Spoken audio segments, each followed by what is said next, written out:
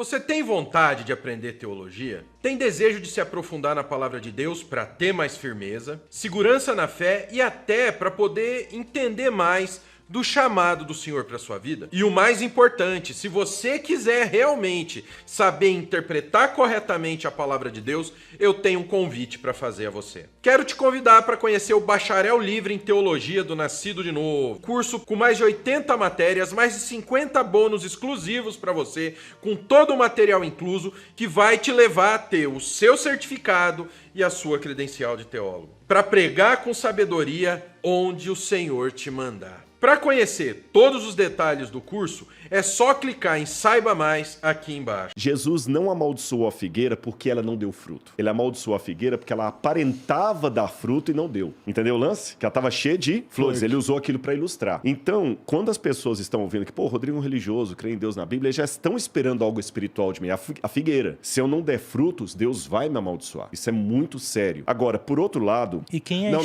mas ali foi uma parábola. Foi uma parábola que Jesus usou para falar... Já tô aplicando em outras coisas, desculpa. Exatamente. Não.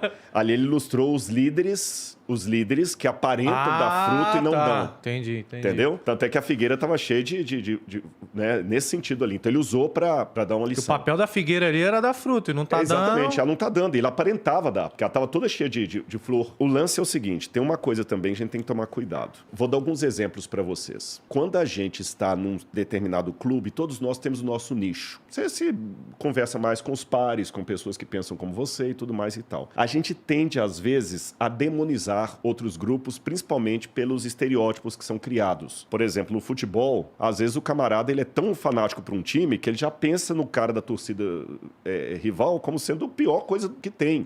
Né? Olha a ideia que a gente tem de argentino às vezes. Eu tinha uma ideia de argentino muito complicada e tudo e tal. Quando eu fui para a Argentina dar aula lá, como o argentino é gente boa, eles brigam com a gente no futebol, faz piada, aquela coisa toda, são meio arrogantes, mas quando você tá com eles ali, poxa, me trataram super bem, sabe? Super queridos e tudo mais, e outras coisas mais que eu podia falar. E não só do argentino, eu tô falando de vários outros grupos, eu dei apenas uma ilustração aqui. Quando você vai conviver, você fala assim, cara, eu até não aprovo muito seu estilo de vida, não concordo, é diferente do meu. Mas você é tão legal, quebra um pouquinho aquele estereótipo. Tá entendendo o lance?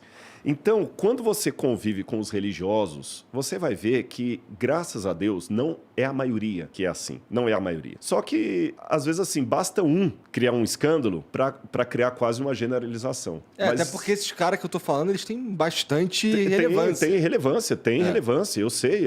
Alguns nomes passam na minha cabeça aqui do que você tá falando. E acaba desanimando. Por exemplo, desanima pessoas como eu. De ver lá um escândalo. Não é nem a questão do escândalo, é a questão de como a gente vê o rebanho sendo tratado. É isso que... Eu concordo no seguinte sentido. O que seria do mundo sem a palavra de Deus? Na minha opinião, seria a barbárie. Porque realmente a palavra de Deus, ela salva. Ela salva aquele que é dependente químico. Ela salva aquele que tá com a depressão. Ela salva muita gente. Então, a palavra de Deus no mundo, desde a sua criação, ela é muito importante. A gente não deve nunca questionar isso. É questão de lógica. Até para quem é o ateu, o máximo do máximo, se ele questiona isso, ele, na minha opinião, é um ignorante. Não, é difícil discordar que a religião realmente não tem nenhuma influência na construção da sociedade moderna. Sim, mas total. o mau uso da religião também tem. Aí você falou o ateu, vou dar o exemplo do ateu. Pelo mundo que eu vivo religioso, a tendência é demonizar o ateu. O ateu é o cara que não tem Deus, é o cara que vai papapá. E, cara, quantos ateus que eu conheço, gente boa pra danar, você tá entendendo? Muito queridos. Quando eu estudei na USP, eu lembro que eu tinha uns 2 colegas ateus lá, no MAI comigo, e eles falaram, Rodrigo, que legal, cara, o jeito que você tem a sua fé e tudo. E quantas vezes a gente saía depois da aula lá, ia pro lugar beber alguma coisa lá, todo mundo com seu chopp, eu com meu suco de laranja, nunca me senti discriminado por eles. Mas isso não vem de hoje, se eu não me engano, chamam até de seitas, né? Rosa Cruz, maçonaria, eles são ateus. Não. Maçonaria, eles são ateus? Não. Nem maçonaria, nem Rosa Cruz, não. Então, da onde é que veio essa demonização da Rosa Cruz da maçonaria? Isso. Tá. A maçonaria, o que acontece? As religiões cristãs... Sabe que eu fui acusado de maçom esses dias na internet aí? É porque eu tirei uma foto e antigamente o pessoal colocava muito a mão aqui assim, pra tirar foto, né? Eu fui tirar foto no museu e eu coloquei a mão assim, que era uma forma clássica, que tinha desde a Grécia antiga, tô falando do 4º século a.C. Aí eu tirei pra quê? Aí os caras, Rodrigo é maçom. Não, por causa da mãozinha na foto. Exatamente. Porque aí colocaram foto junto com Napoleão e tudo mais. Eu comecei a zoar também, que eu fui no Museu de Cera lá na França.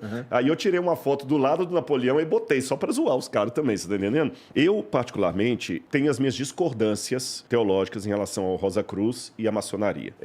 Agora, vamos separar aqui. Uma coisa é eu discordar da filosofia da coisa. Outra coisa é eu demonizar a pessoa que está ali. É isso que eu tô fazendo a diferença. Senão eu vou colocar... Igual eu falei, Jesus não tá em pé de igualdade com Buda. Então, se você falar, Rodrigo, você acha que Buda pode salvar? Não. Você acha que o islamismo está certo? Não. Mas entre falar isso e achar que todo muçulmano é um terrorista, tem um espaço grande. Com certeza. Então, aqui eu vou apresentar a minha discordância. Eu não acho que a maçonaria é um sistema legal. Eu não compactuaria com isso. Eu sou total ignorante nisso. Não, fique tranquilo. Real, a minha dúvida é o que acontece. E Rosa Cruz não tem nada a ver com maçonaria, viu? Não tem nada. Pelo menos disso eu sei, mas... Parece que a gente falou que é a mesma coisa, mas não é. Não. São sistemas... A religião, ela condena total o ateísmo. Não vai pro céu, tá fudido, e é isso daí. Então, por que também condena outras religiões? Só porque não segue Jesus Cristo, o Salvador? Então, o que realmente é a Rosa Cruz e a maçonaria? O que elas pregam, já que eles não são ateus? É como se fosse time de futebol. Desculpa a comparação, mas parece muito time de futebol. Antes. Eu fiz essa comparação aqui. E dentro da religião, mais times de futebol, série A, tá ligado? Não, e assim, a gente, assim, o Rato tá falando de umas paradas que elas podem parecer, assim, muito separadas do ponto de vista religioso do que você acredita, que é Rosa Cruz, maçonaria, tudo mais. Mas tem uma vertente religiosa que, assim, do jeito, pra quem tá de fora, parece ser muito próxima, e eu queria também que tu falasse sobre como é a relação, porque o católico, ele também acredita em Jesus. Claro. Ele também vê Jesus como o caminho. Mas eu imagino que há uma diferença primordial entre a crença... Claro. O católico guarda o domingo, eu guardo o sábado, por exemplo. E só deixando claro, a maçonaria, só para esclarecer que alguém pode confundir, a maçonaria não é uma religião. A maçonaria é uma sociedade secreta. Sim. Não é bem religião, né? O Rosa Cruz já é um segmento religioso. Dá para você ter uma religião e ser maçom, é isso? Dá. Eu conheci, por exemplo, pastores metodistas que eram maçons. Entendi. Na Adventista, não. Na Adventista não dá. Mas algumas igrejas, a Igreja Católica também, pelo menos no passado, não aceitava. Embora que o Dom Pedro I era maçom e era católico, né? A maçonaria, agora eu não sei se é o século XV ou XVI, depois dá uma gugada aí para me corrigir, ela começou na França. A palavra maçonaria vem de maison em francês é casa. Então, maçonaria são os que constroem casas, os pedreiros. Por isso que tem aquele...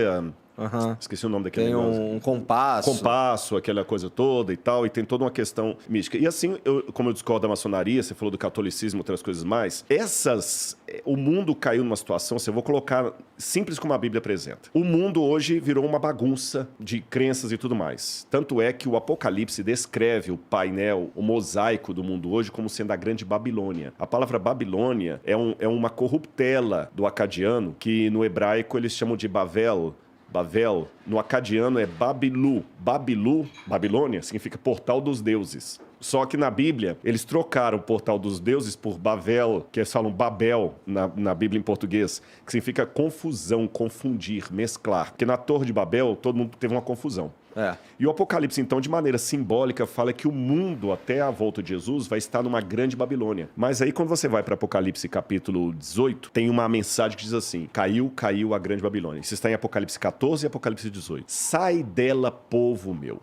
Até que isto aconteça, as pessoas vão estar espalhadas nos mais diferentes crenças. Qual que é o meu papel, então, nesse mosaico? Meu papel é o seguinte: eu, como adventista, tenho que, em primeiro lugar, ter certeza por que eu sou adventista e não maçom, por que eu sou adventista e não mormon, por que eu sou adventista e não católico. Eu tenho que ter essa convicção. Uma vez que eu tenho essa convicção, eu tenho que ter essa convicção sabendo que eu tenho que ter um respeito por você que chegou a uma convicção diferente. E o meu papel já que isso para mim é tão importante, eu tenho que testemunhar para você de uma maneira que não te agrida, de uma maneira que não te fira e de uma maneira que respeite se você não concordar comigo. Você tá entendendo?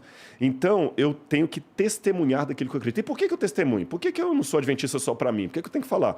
Pelo mesmo motivo que eu dei o exemplo aqui dos joguinhos. Pô, se o joguinho foi tão legal, por que você jogou quieto? E por que você teve que falar pro Igor do joguinho? É porque é tão legal que você gosta dele, você quer que ele experimente.